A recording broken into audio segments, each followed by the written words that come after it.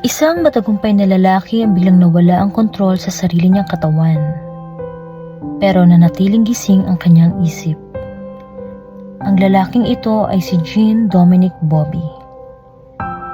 Bago mangyari ang lahat, si Bobby ay isang kilalang editor ng isang sikat na magazine sa France. May maayos siyang karera, marangyang buhay at pamilya. May mga anak siya at mga taong nagmamahal sa kanya. Tulad ng maraming tao, puno siya ng plano at pangarap para sa kanyang kinabukasan. Ngunit noong 1995 sa edad na 43, bigla siyang inatake ng matinding stroke. Nawalan siya ng malay. At nang siya ay magising makalipas ang ilang linggo, natuklasan niyang hindi na niya maigalaw ang kanyang katawan. Hindi siya makapagsalita, hindi siya makagalaw, hindi niya kayang ipahayag ang kanyang sarili sa normal na paraan. Ngunit ang mas nakakagulat, gising ang kanyang isip. Malinaw ang kanyang pag-iisip, ngunit nakakulong siya sa sarili niyang katawan. Ang kondisyong ito ay tinatawag na lock-in syndrome, kung saan ang isang tao ay halos ganap na paralisado pero may malay at nakakaintindi.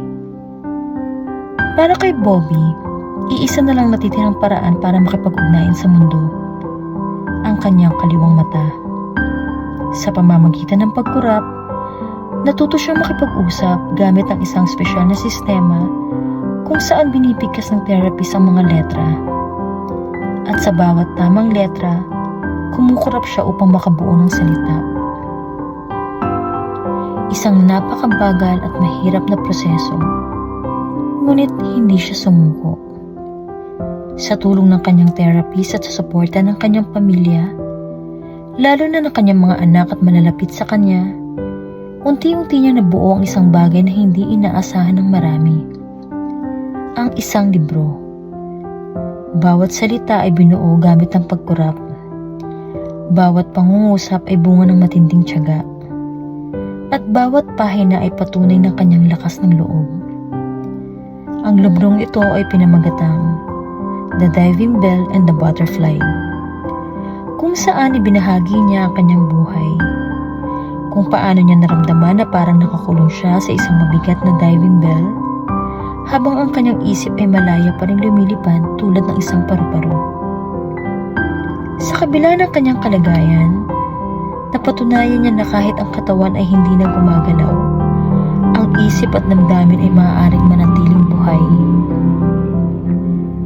Ngunit ilang araw lamang matapos mailathala ang kanyang libro noong 1997, pumanaw din si Jean Dominic Bobby sa edad na 44. Isang maikling buhay, ngunit nag-iwan ng napakalalim na kwento sa mundo.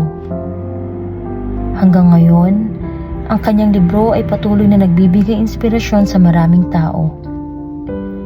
Isang paalala na kahit sa gitna ng matinding limitasyon, may kakayahan pa rin tayong magpahayag, magmahal at mag-iwan ng kahulugan.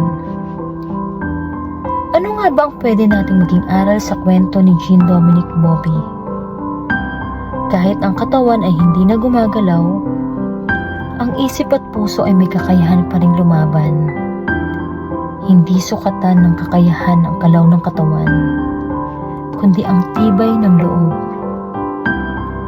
Minsan kahit parang wala ka nang magagawa, may magagawa ka pa rin. Hindi hadlang ang limitasyon, basta huwag kang susuko.